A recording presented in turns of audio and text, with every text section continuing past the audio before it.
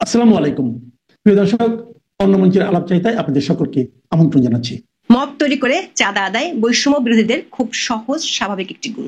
এতদিন এই চাঁদাবাজিতে বৈষম্য বিরোধী আর এনসিপি নেতাদের নাম শোনা যেত। এবার যার নাম শোনা গেল তাতে ভিমরি খাওয়ার অবস্থা হয়েছে। অধ্যাপক ইউনূস 13ই আগস্ট মালয়েশিয়া থেকে বাংলাদেশে ল্যান্ড করেই শুনলেন তারই এক সহকর্মী মব তৈরি করে চাঁদাবাজির মূল পরিকল্পনাকারী। সোশ্যাল মিডিয়ার কল্যাণে অধ্যাপক ইউনূসের মতো সারা দেশের মানুষও জেনে গেছে সাবেক এমপি শাম্মী আহমেদের গুলশানের বাসায় মব তৈরি করে কোটি টাকা চাঁদায় চাওয়ার মূল পরিকল্পনাকারী ছিলেন উপদেষ্টা আসিফ মাহমুদ সজীব ভুঁইয়া।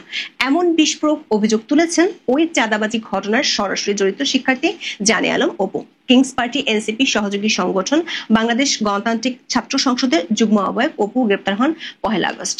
তার আগে পুরো ঘটনার বিবরণ দিয়ে ভিডিও বার্তা দিয়েছিলেন, সেটি ভাইরাল হয়েছে সোশ্যাল মিডিয়ায়। দায়িত্ব নেওয়ার শুরু থেকে নানা বিতর্কে সপরিবারে জড়িয়ে পড়া আসিফ মাহমুদের বিরুদ্ধে এবার মব তৈরি করে চাঁদাবাজির অভিযোগও প্রকাশ্যে এলো। প্রশ্ন হলো, নিজের নিয়োগকর্তাকে কি এবার অধ্যাপক ইউনূস নিজেই ছাঁটাই করবেন? দেশে বিদেশে বহু কিছুর তদন্তকারী দুদক কি এখনো জেগে জেগে ঘুমাবে, নাকি এসব গোয়েন্দা সংস্থাগুলো কারসাজি বলে স্বভাবসুলভ ভঙ্গিতে হজম করে ফেলবে? আর উপদেষ্টা আসিফ এই চাঁদাবাজির টাকাগুলো দিয়ে যদি আগামী নির্বাচনে লড়েন, তাহলে অর্থ উপদেষ্টা কি টাকাগুলোকে কালো টাকা হিসেবে গণ্য করবেন? বিস্তারিত জানতে চলুন যাওয়া যাক বিশ্লেষণ। আওয়ামী লীগের বেশিরভাগ নেতা দেশ ছাড়া, কেউ কেউ ঘর ছাড়া। যারা আছেন তাদের চলতে হয় চাঁদা দিয়ে। জুলাইয়ের শেষ দিকে গুলশানে আওয়ামী লীগের সাবেক এমপি শাম্মীর বাসায় 50 লাখ টাকা চাঁদা আনতে গিয়ে হাতে নাতে ধরা পড়ে বৈষম্য বিরোধী নেতারা। গত 1 বছর ধরে বৈষম্য বিরোধী আর এনসিপি নেতাদের চাঁদাবাজির রাম রাজত্ব চলছে। গুলশানের ঘটনায় সেটি প্রকাশের পর আইওয়াসের জন্য বৈষম্য বিরোধীরা সারা দেশে তাদের কমিটি বিলুপ্ত করে, কিন্তু তারপরও সরকার সমর্থক কিংস পার্টির নেতাদের চাঁদাবাজি আর দৌরাত্ম্য থেমে নেই। 13 আগস্ট রাতে সামাজিক মাধ্যমে ছড়িয়ে পড়া একটি ভিডিও থেকে বোঝা গেল এর আসল হেতু। কারণ এসব চাঁদাবাজির পেছনে আছে রাঘব বোয়াল, যারা একেবারে অধ্যাপক ইউনূসের নিয়োগকর্তা বলে পরিচিত। অভিযোগ উঠেছে খোদ উপদেষ্টা আসিফ মাহমুদ সজীব ভুঁইয়ার বিরুদ্ধে। এই অভিযোগ তুলেছেন খোদ কিংস পার্টির সহযোগী ছাত্র সংগঠনের এক নেতা, বাংলাদেশ গণতান্ত্রিক ছাত্র সংসদের সাবেক যুগ্ম আহ্বায়ক জানে আলম অপু। তিনি ভিডিও বার্তায় দাবি করেন আসিফের পরিকল্পনাতেই গুলশানের সাবেক এমপি শাম্মী আহমেদের বাসায় চাঁদাবাজি হয়েছিল। ঘটনাক্রমে এর সঙ্গে জড়িয়ে পড়েন অপু। শাম্মীর বাসায় যাওয়ার ঠিক আগে ভোর রাতে গুলশানে ওয়েস্টিন হোটেলের পাশে বিনা প্রটোকলে গিয়েছিলেন আসিফ মাহমুদ। তিনি অপু সহ অন্যদের সব পরিকল্পনা বুঝিয়ে দিয়ে একটি মোটর সাইকেলে চড়ে ঘটনাস্থল ত্যাগ করেন। এই সময় একটি সিসিটিভি ফুটেজও প্রকাশ করেন অপু। সংরক্ষিত আসনে আওয়ামী লীগের সাবেক এমপি শাম্মী আহমেদের গুলশানের বাসায় 17 জুলাই সকালে হানা দেয় শিক্ষার্থীদের একটি মব। এর নেতৃত্বে ছিলেন বৈষম্য বিরোধী ছাত্র আন্দোলনের সম্মিলিত বেসরকারি বিশ্ববিদ্যালয় শাখার ভারপ্রাপ্ত আহ্বায়ক আব্দুর রাজ্জাক রিয়াদ। এ সময় স্বামীকে বাসায় পাওয়া যায়নি, তবে তার স্বামীর কাছে 50 লাখ টাকা চাঁদা দাবি করেন রিয়াদ। পরে তাৎক্ষণিকভাবে 10 লাখ টাকা দেন সাবেক এমপি স্বামী। এরপর বাকি টাকা আদায়ে চাপ দিলে ঘটনাটি প্রকাশ হয়ে যায়। এরপর 26 জুলাই রিয়াদ সহ 5 জনকে গ্রেপ্তার করে পুলিশ। প্রায় 1 সপ্তাহ পর গোয়েন্দা পুলিশের হাতে গ্রেপ্তার হন মামলার অন্যতম আসামি অপু। তবে গ্রেপ্তারের আগে পুরো ঘটনার বিবরণ তুলে ধরে একটি ভিডিও তৈরি করেছিলেন অপু।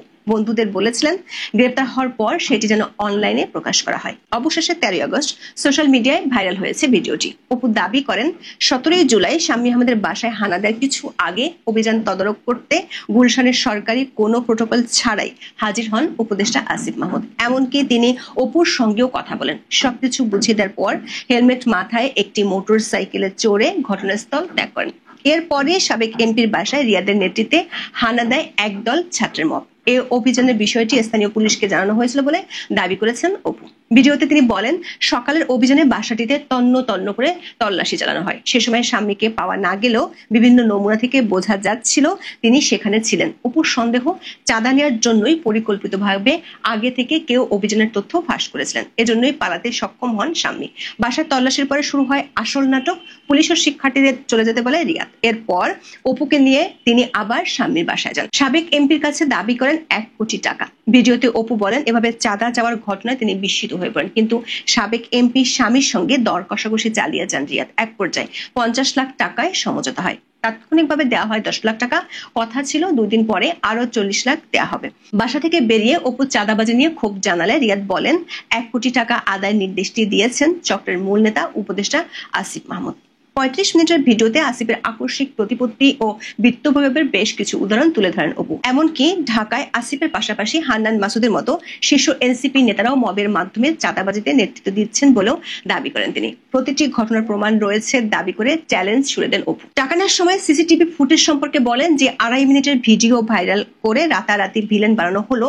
তাদের কাছে চ্যালেঞ্জ, সৎ সাহস থাকলে আগের রাতের সিসিটিভি ফুটেজ প্রকাশ করেন, দেখি কে ফোন করছেন, কার ফোনে স্বামী ওই বাসা থেকে বের হয়েছেন, যে আইন শৃঙ্খলা বাহিনীর সঙ্গে অভিযানে গেলাম সেখানে আমাদের মধ্যে কি কথা হয়েছিল সেগুলো প্রকাশ করুন। জানে আলম অপুকে 1 আগস্ট রাজধানীর ওয়ারি থেকে গ্রেপ্তার করে গোয়েন্দা পুলিশ। এর আগে 26 জুলাই তাকে সংগঠন থেকে বহিষ্কারের কথা জানায় গণতান্ত্রিক ছাত্র সংসদ।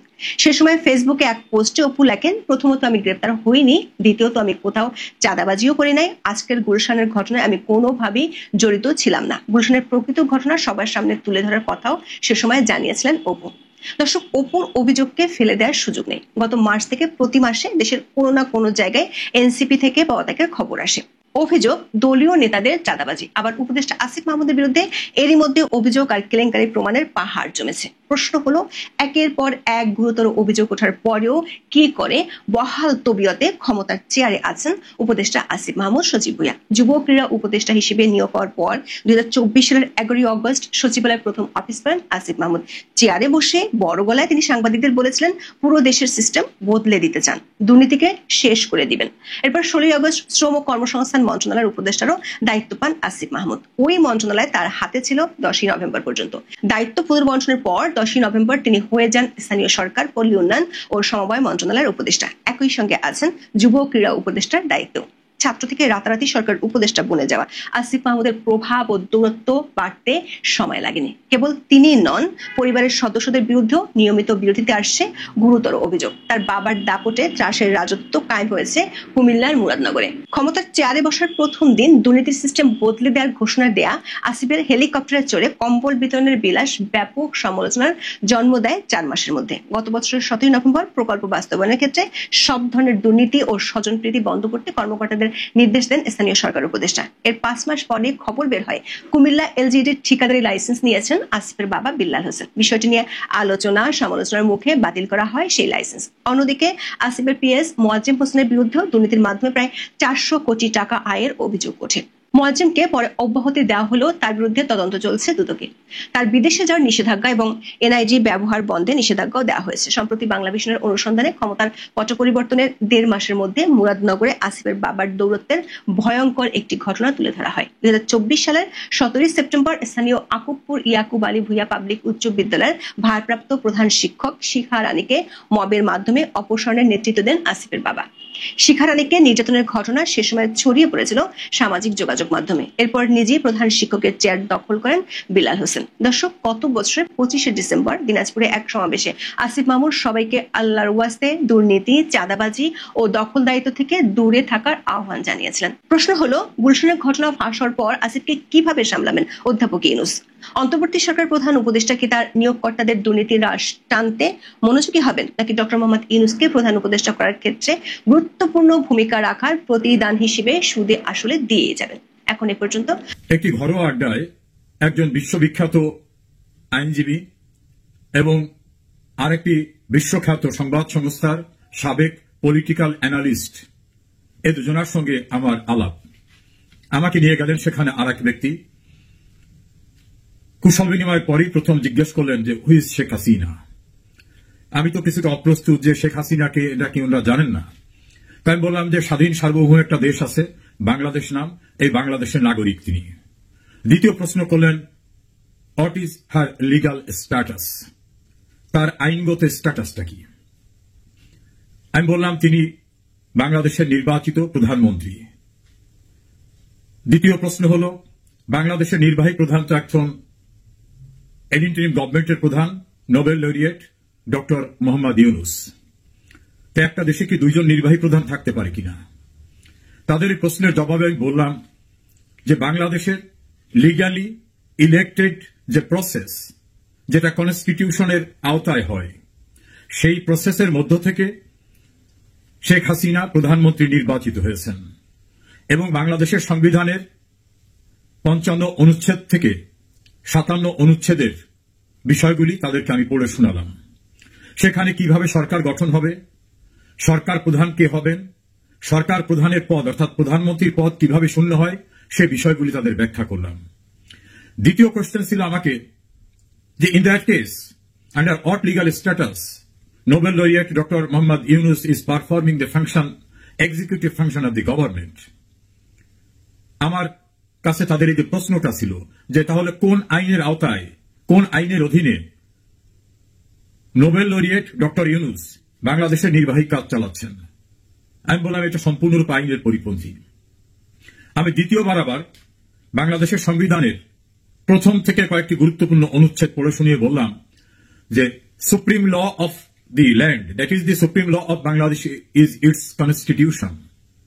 বাংলাদেশের সর্বোচ্চ আইনটি হচ্ছে এর সংবিধান, এবং সেই সংবিধানের আইনের 7 অনুচ্ছেদে মানুষের ক্ষমতার কথা বলা হয়েছে। 7-এর 2 অনুচ্ছেদে এই সংবিধানের পরিপন্থী কোনো আইন করা যাবে না, কোনো ব্যবস্থা করা যাবে না সেটা বলা হয়েছে। যদি করা হয় তাহলে সেটা যতটুকু সংবিধানের সঙ্গে সাংঘর্ষিক ততটুকু বেআইনি হিসাবে গণ্য হবে, এবং যদি এরকম কাজ কেউ করে তাহলে সংবিধানের 7-এর এ অনুচ্ছেদ অনুযায়ী তার কৃতকর্মকে রাষ্ট্রদ্রোহিতা হিসাবে গণ্য করা হবে এবং সেটা ফৌজদারি অপরাধ হিসাবে গণ্য হবে। ওনাদের প্রশ্ন ছিল তাহলে শেখ হাসিনা কেন বাংলাদেশে না? আমি বললাম যে একটা মবের কারণে তাকে দেশ ছাড়তে বাধ্য করেছে তার নিরাপত্তার দায়িত্বে যারা ছিল। ওনাদের একটি প্রশ্ন ছিল যে ওনারা শুনেছেন যে শেখ হাসিনা পালিয়ে গেছে। আমি বললাম যে এটা রং ইনফরমেশন, শেখ হাসিনা পালিয়ে যান নাই। যদি কেউ পালান তাহলে প্রধানমন্ত্রীর নিরাপত্তার দায়িত্বে থাকা বিশেষ যে বাহিনী এসএসএফ, স্পেশাল সিকিউরিটি ফোর্স, কখনো কখনো একটা পার্টে কাজ করে প্রেসিডেন্ট গার্ড রেজিমেন্টের একটা অংশ, তারা মিলে ওনাকে যথাযথ সেলুট দিয়ে সম্মান দিয়ে সশস্ত্র বাহিনীর বিমানে করে তাকে বাইরে নিয়ে যাবে কেন? উনি যদি পদত্যাগী করেন আর প্রধানমন্ত্রী না থাকেন তাহলে ওনার নিরাপত্তা কেন প্রধানমন্ত্রীর নিরাপত্তার জন্য যে বিশেষ বাহিনী তারা দেবে? বাংলাদেশে তো আরো সাবেক প্রধানমন্ত্রী ছিলেন, সাবেক রাষ্ট্রপতি ছিলেন, তাদের তো দেন না। তাদের তো কেউ বিদেশে যাওয়া বা দেশের ভিতরে চলার ক্ষেত্রে তো প্রধানমন্ত্রীর জন্য যে যানবাহন, আকাশযান যদি ধরি মিলিটারি, এইটা তো তাদের দেওয়া হয় না। আমি আরো ক্লিয়ার করলাম যে হঠাৎ করে একটি মবের কারণে তার লাইফ সিকিউরিটি যখন কোয়েশ্চেনেবল হয়ে গেল, লাইফ থ্রেট, তখন তার জীবনের নিরাপত্তার দায়িত্বে নিয়োজিত ব্যক্তিরা প্রধানমন্ত্রী হিসাবে তাকে সম্মানের সঙ্গে প্রধানমন্ত্রী যে গাড়িতে চলতেন সেই গাড়িতে এয়ারপোর্টে নিয়ে সেখান থেকে সশস্ত্র বাহিনীর বিমানে এবং ওই নিরাপত্তা সহ তাকে দেশের বাইরে নিয়ে এসে রাখা হয়েছে। তিনি সেখানেও কোনোভাবেই সাবেক প্রধানমন্ত্রী হিসাবে ট্রিটেড হননি, তিনি সেখানে অন্য কোনোভাবে ট্রিটেড হয়েছেন এই কথাটা কোনো জায়গা থেকে আসেনি। ওনারা বললেন যে we can to learn that she has resigned. আমি বললাম না, তিনি রিজাইন দিয়েছেন। এটা বাংলাদেশের যিনি প্রেসিডেন্ট তাকে একটা ইন্টারভিউ নিয়েছিলেন বাংলাদেশের one of the famous journalist, মানব জমিনের প্রধান সম্পাদক মতিউর রহমান চৌধুরী। তিনি জিজ্ঞেস করেছিলেন রাষ্ট্রপতি শাহাবুদ্দিনকে, তিনি বলেছেন আমার কাছে প্রধানমন্ত্রীর কোনো পদত্যাগ পত্র নাই। সাইমালটেনিয়াসলি প্রধানমন্ত্রী ভারতে অবস্থান করা অবস্থায় তার একটি বক্তব্যে বলছেন আমি রিজাইন দেইনি, I am very much prime minister. এই দুটো সমন্বয় করে ওনাদের বললাম এবং ওনারা একটু চেকও করলেন। কয়েক মিনিট আমাকে অপেক্ষমান রেখে তারা চেক করলেন, চেক করে দেখলেন যে আমার এই তথ্যটা সঠিক আছে। প্রধানমন্ত্রী দাবি করছেন যে শি হ্যাজ নট রিজাইন, রাষ্ট্রপতিও বলছেন তার কাছে প্রধানমন্ত্রীর পদত্যাগ পত্র নেই। তখন আমি ক্লিয়ার করলাম যে she is very much prime minister. Then question was put to me, তার পলিটিক্যাল স্ট্যাটাস কি? আমি বললাম উনি হচ্ছেন একমাত্র পলিটিক্যাল লিডার যিনি একটি দলকে 44 বছর নেতৃত্ব দিচ্ছেন 1981 সাল থেকে। আমাদের ইন্ডিয়ান সাবকন্টিনেন্টে, ভারত উপমহাদেশে তো দূরের কথা, পৃথিবীর অন্য কোন দেশে এত দীর্ঘ সময় কোন রাজনৈতিক দলের প্রধান হিসেবে কেউ দায়িত্ব পালন করেছেন বলে আমার জানা নেই। এবং আমি বললাম যে ওনার রাজনৈতিক জীবন স্টুডেন্ট লাইফ থেকে, সেই হিসাব যদি করি তাহলে পৃথিবীর এই মুহূর্তে যারা রাজনীতিতে সক্রিয় আছেন তার চেয়ে সিনিয়র পলিটিশিয়ান অন্য কেউ নাই। বয়সে নয়, পলিটিক্সের লেন্থ অফ পলিটিক্যাল অ্যাক্টিভিটিস, এবং পলিটিক্যালি তিনি এখনো অ্যাক্টিভ। দেন কোশ্চেন হল তাহলে কি তিনি উনি পদ ছাড়েন না? আমি বাংলাদেশের আওয়ামী লীগের কাউন্সিলের প্রভিশনটা উল্লেখ করলাম যে সেখানে ওপেন করে দেওয়া হয় যে প্রেসিডেন্ট পদে, সেক্রেটারি পদে কেউ প্রার্থী কিনা, প্রস্তাব আসে, সমর্থন আসে। এমনকি উনি একটি কাউন্সিলে বলছিলেন যে আমি আর থাকতে চাই না, কিন্তু ওনার বিকল্প কোনো ক্যান্ডিডেট সভাপতি পদে পাওয়া যায়নি। এভাবে তিনি 41 বছর সভাপতির দায়িত্ব পালন করছেন। সেক্রেটারি জেনারেল সেক্রেটারি চেঞ্জ হয়, সভাপতি পদেও চেঞ্জ হয়, কিন্তু ওনার বিকল্প কোনো প্রার্থী ওনার সমমানের বা ওনার চেয়ে বেটার হবে এরকম কোন প্রার্থী এখনো আসে নাই, ক্যান্ডিডেটচার কেউ থ্রুও করে নাই। দেন কোশ্চেন, তাহলে উনি দেশে যান না কেন? তা বললাম এই সেই দেশ যে দেশে স্বাধীনতার পরাজিত শত্রুরা বিদেশি সাহায্য নিয়ে ফাউন্ডিং ফাদারকে ব্রুটালি কিল করেছিল। সাবসিকুয়েন্টলি যিনি সামরিক শাসক হয়ে রাষ্ট্রপতি হয়েছিলেন জেনারেল জিয়াউর রহমান, তিনিও খুন হয়েছিলেন। জিয়াউর রহমানের সঙ্গে সম্পৃক্ততায় বিরোধের সঙ্গে আরেক জেনারেল খালেদ মোশাররফ, তিনিও খুন হয়েছিলেন। এরকম ভাবে আমি অনেকগুলো ঘটনা উল্লেখ করলাম, হিস্ট্রিক্যাল যে সকল ঘটনা, যেই দেশে যেমন সুন্দর দেশ, শান্তির দেশ, অনুরূপভাবে আততায়ীর দ্বারা বিভিন্ন সময় হত্যাকাণ্ডের শিকারে পরিণত হওয়ার মতো ঘটনা রয়েছে। Then I narrated the facts how 19 times attempt was taken to kill Sheikh Hasina. Last 2004 সালের 21 আগস্ট তাকে হত্যার জন্য যে গ্রেনেড নিক্ষেপ করা হয়েছিল এবং সেখানে ফরমার রাষ্ট্রপতির স্ত্রী মারা যান, অন্যান্যরা মারা যান, সে বিষয়গুলো সেখানে উল্লেখ করলাম এবং তার কিছু ডকুমেন্ট দেখালাম। এবং 19টি ঘটনার উল্লেখযোগ্য 3-4টি ঘটনা আমি উল্লেখ করলাম যে এভাবে তাকে হত্যার চেষ্টা করা হয়েছে। কাজে শেখ হাসিনা লাইফ থ্রেটেনিং থাকার কারণে তিনি আপাতত দেশের বাইরে, কিন্তু she is very much prime minister. আমি কাউন্টার প্রশ্ন করলাম যে তোমরা বলো আমাদের দেশের যে সংবিধান, তোমাদের দেশে তো বিধিবিধান আছে, তোমাদের দেশের কোন আইনে যিনি কোন ইলেক্টেড কেউ না, যিনি কোন পার্টিকে রিপ্রেজেন্ট করেন না, তাকে নিয়ে বসিয়ে দিলে কি তিনি কেয়ার স্টারমার্কের পরিবর্তে তিনি কি দেশের প্রাইম মিনিস্টার বা সিমিলার পজিশন হোল্ড করতে পারবেন? ওরা বলল ডেফিনেটলি নট। তাহলে বাংলাদেশের সংবিধানে তত্ত্বাবধায়ক সরকার ব্যবস্থা একসময় ছিল, সুপ্রিম কোর্ট বলেছে এটা very much inconsistent with the fundamental structure of constitution, supreme court সেটাকে বাতিল করেছে। ফলে বাংলাদেশে এখন তত্ত্বাবধায়ক বা অন্তর্বর্তীকালীন সরকার বলতে কোনো বিধান নাই এবং প্রধান উপদেষ্টা নামে কোনো উপদেষ্টাও নাই। সেই সাংবাদিক প্রশ্ন করলেন, ইফ হি ইজ অ্যাডভাইজার, তিনি কাকে অ্যাডভাইস করেন, কোন গভর্নমেন্টকে অ্যাডভাইস করেন? আমি বললাম এটা আমি জানি না। ওই অ্যাডভাইজারকে বাংলাদেশের আরেকটি জনপ্রিয় দৈনিক ডেইলি নিউজের এডিটর নুরুল কবির প্রশ্ন করেছিলেন যে আপনি তো প্রধান উপদেষ্টা, আপনি উপদেশ দেন কাকে? উনি জবাবে বলছেন তো ভেবে দেখিনি। তোমরা দুজনই তখন হেসে দিলেন, সেই আইনজীবী ব্যারিস্টার সাহেব এবং সাংবাদিক।